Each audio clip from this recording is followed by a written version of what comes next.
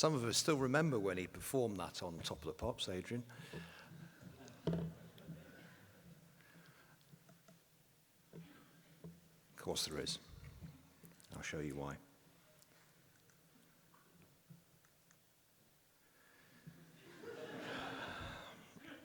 The other great performer, Mr. Lim, in Singapore, made that statement, that stopping surgery would increase survival by 28% for our patients. This led to comments like, we need to deliver a clear message that this surgery will no longer be considered in our region. And surgeons said, I can't justify surgery with a 28% increase in risk of death and 3.6 times risk of oh, there he is. So that was the graph in Singapore. The reviewers asked Eric to revise that. He chose 24 months because it suited the analysis. The difference in mean survival was 7 weeks. The first graph was difficult to interpret because the hazard ratio, the confidence intervals were so wide, so we've dropped the 28% risk of death, I think. I'm going to give you the reviewers' comments, some quotes from various experts, just to put this into context. And look, it was a very difficult trial to do. As Eric said, we did it through COVID. We did it against great opposition, and we did achieve a trial. However, it's not that I've got an issue with. It's Eric's interpretation of the results that I have issue with. Because we did go out on a limb. And there were massive positive elements in this trial. And it is a polarized clinical setting because there are a few aggressive surgeons and many oncologists that make a living out of treating mesothelioma. And the problem is, and the problem the reviewers had, was that and that should say author, not authors, his broad conclusion regarding the futility was not adequately supported by the data because we failed to recruit a population that would be aligned with current selection criteria. As Eric said, of the 158 patients who were operated on, 1 in 7 had non-epithelioid disease. We weren't doing that before MARS-2, by the way. We changed the recruitment criteria to recruit to the trial. And we did learn what we already probably knew: you should not operate on non-epithelioid disease. And that did contribute to most of the effect you can see in the survival curves. And note that the curves for epithelioid do cross over. And when we come to staging, we only had CT, okay? That's all we had. And less than half had T1 in that staging system, which was actually the 7th, not the 8th. And despite that, more than 80% had their diaphragm resected for T1 disease. And the Americans picked up on this, that 1 in 6 we left tumor behind. Now that's not the objective of the operation. And yes, it is true, as Eric showed you, that on that staging with CT alone, with no nodal biopsy, there's actually no difference, and Eric knows that that's underpowered to make any decision about treatment in early stage epithelioid disease. And when Eric was asked why 40% of the patients with T1, why 80% had reconstruction and resection of the diaphragm, it wasn't quite true. It was because it was felt that separating the pleura from the diaphragm is too complicated, and until you do it, and those trainees that have seen me do it, it isn't that difficult once you try to do it. That's why we took the diaphragm. And don't forget that the disease progression was the same in both groups, which means the patients died earlier in the surgery arm because of the operation, not the disease. 18% in the surgery arm died without disease progression. noted that 6% died in the chemotherapy arm without disease progression, so chemotherapy is not without danger. And surgery had more distant than local recurrence. The causes of death, as you can see, were cardiorespiratory. And since the hospital stay, and don't forget our operative mortality was well within international limits, about 3.8%. And patients went home, they died after they went home from a side effect of the over-aggressive surgery. So really, we did too much, too late. As the reviewers said, the high frequency of diaphragm resection, more respiratory deaths, less disease progression of the surgical arm was probably driven by failures in preoperative staging. Well, as Eric said, we did stage and they were equal in the arms, but that didn't meet what would now be international guidelines for selecting. And as Steve said to me last night, it's selection before resection that is the art of being a surgeon.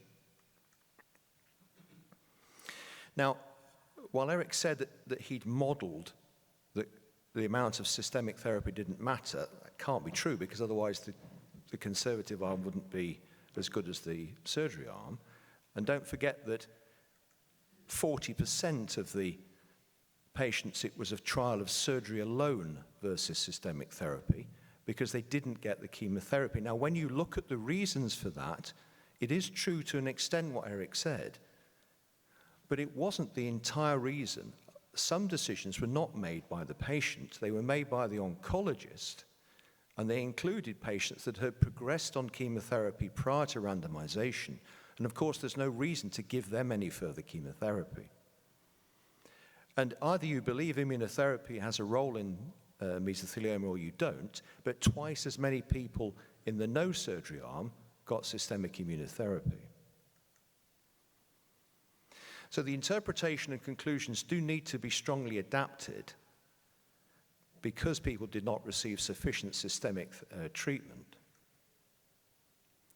So why does the results of MARS-2, why does it not mean the end of all mesosurgery?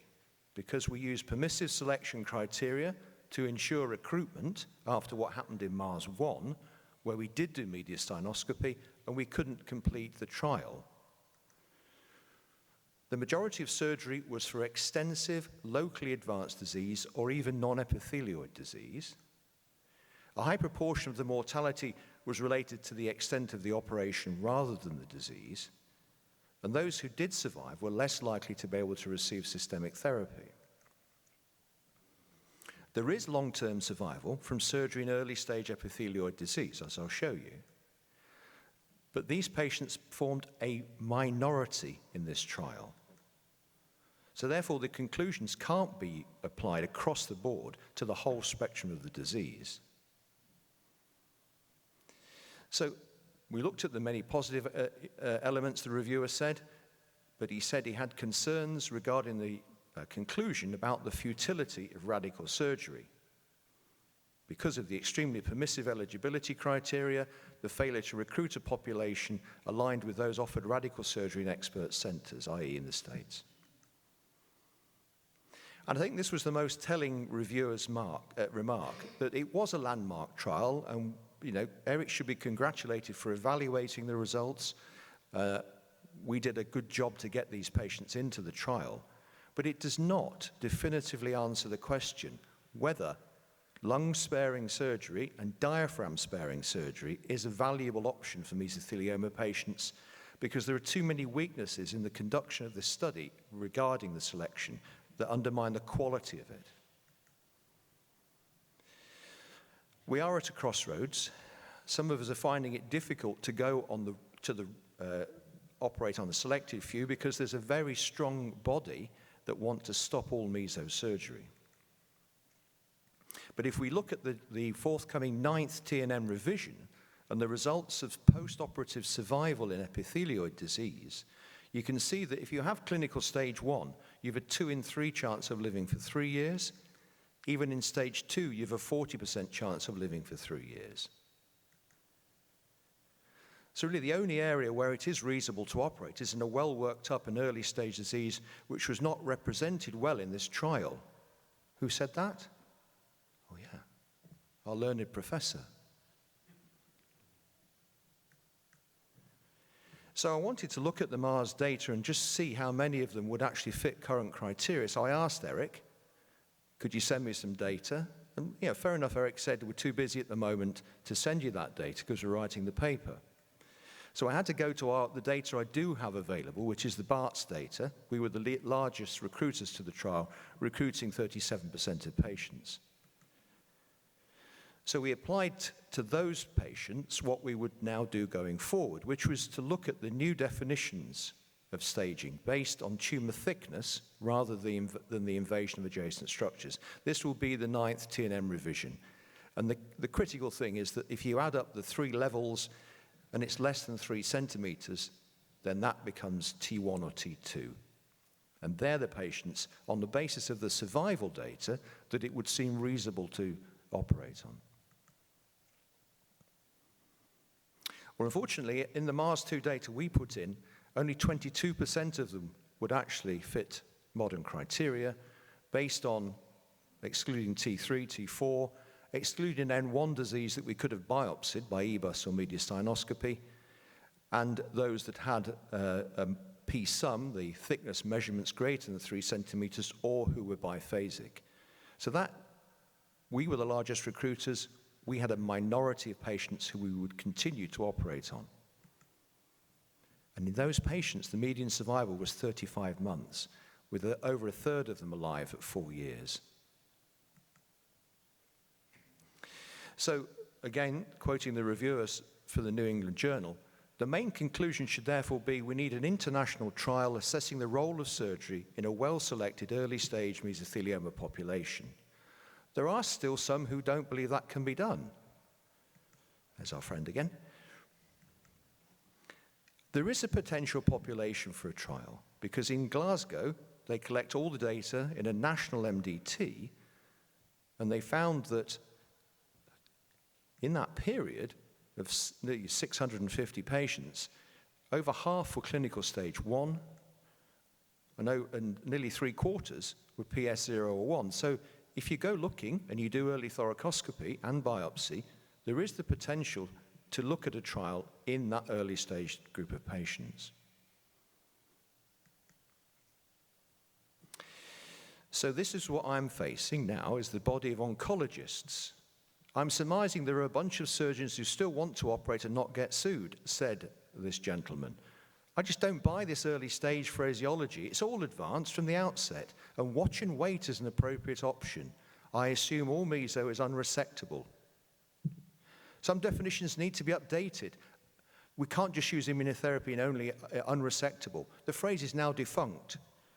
Dr. Lim said, if we were to take one step further and relinquish the entire concept of resectability, now could there be an ulterior motive why the oncologists want us to say that? I'll leave you to think about that. Thank you. Oh, sorry. Let me just say, there will be life after Mars for the surgeon. It will be like living on Mars. Be lonely, in a hostile environment.